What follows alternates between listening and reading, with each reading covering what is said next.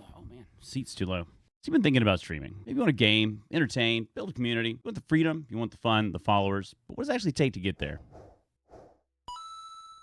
What a lot of people don't realize when they're watching big streamers or even small streamers, how much work it actually takes to get to the point where you feel successful, and what are your goals through that. And overall, the hard work and sacrifices you have to make. Odds are you've already started your account, got a mic, maybe a camera, and you're ready to go live. But that's only the beginning. After the initial excitement, the reality kicks in. Growth is slow. Finding viewers is tough. You went live consistently for that first week. You maybe got 1 or 2 followers, maybe a few more, and it starts to hit you that this is hard. Keep hearing people say, set a schedule, but it's hard to do that. I get it. It really is.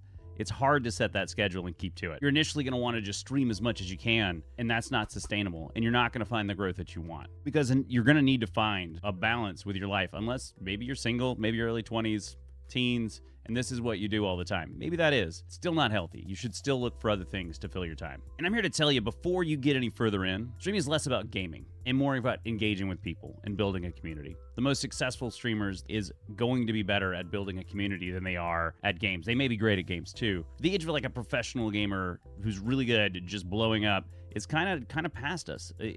Now you need more community. You need to be able to get people excited to come see you. Just playing the same game all the time is going to get you some viewers, but if you play a different game, they may not stick around, which is okay. That's their right. Some of the biggest communities nowadays, especially some of the ones that are building up now, are more about the person and the people in the community than they are about having the most knowledge about Fallout or Fortnite or anything like that. That can be the building block, the base that you build some of your community on, but you need to talk about who you are and make sure people understand that this is bigger than that, that the stream is bigger than that, and it is a place to lift people up. And I know you've probably heard this, but it can't be stated enough. Successful streamers put in years and years and years of work. And nowadays, they do more than just stream. They post everywhere. They do this, what you're seeing now. And some of the most successful streamers of all time streamed for 16, 18 hours a day for the first 3 or 4 years they streamed. That is definitely not sustainable for anyone, and I recommend no one to do that. Seriously, don't do that. So we go back to our original question. Is streaming worth it? For some people, absolutely. And the main thing you need to focus on is, what are your goals? What are your realistic expectations? If you think you're going to start streaming and in 6 months you're going to quit your job and do this full-time, that's not real. That's not real life. And I mean, there's full-time content creators that say this. Certain people are going to have more success than others.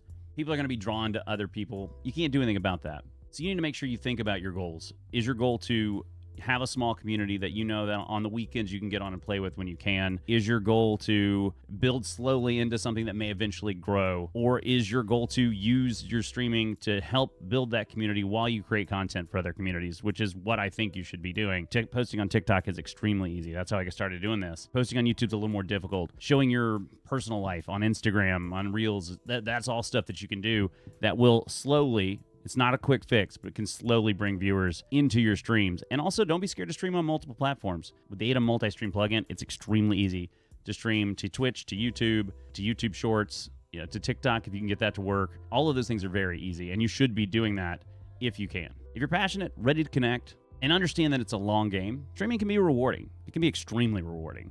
I have people that I've known for 5-6 years now through streaming that I talk to and know more about them than I did people who I grew up with. But it's not a quick or easy path. So if this is something you want to do, I say set a goal of posting on Twitter or Threads or Blue Sky, whatever you want to do, talking about the game or the things that you enjoy, having opinions, trying to get people to talk to you there. Start making content and start posting things on TikTok, and just make fun videos, make fun things that you enjoy, and make sure they get better every time. Practice in DaVinci Resolve. Watch videos on how to quickly cut things. Build up your process, and eventually, like my boy Killa West, you will grow a community that you are proud of and that you want to spend time with, and they want to spend time with you. Build that community, and the viewers will come to your stream. And that's the only real way that streaming is worth it. And if you want other help on how to grow your stream, I actually did a video right over here where I give you 5 things that you can do to grow your stream. Hope you have a wonderful day, and I'll see you in the next video. Sounds so weird.